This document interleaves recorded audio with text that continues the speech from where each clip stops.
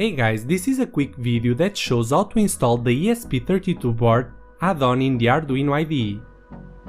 With a new update, now it only takes less than 1 minute to install the ESP32 board add-on in any operating system.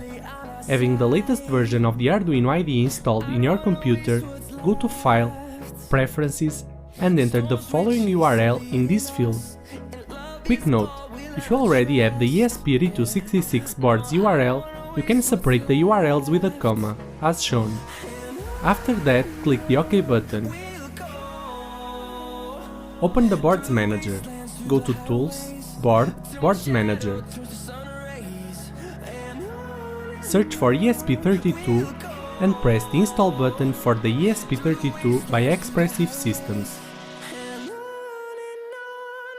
That's it. It should be installed after a few seconds. Plug the ESP32 board to your computer.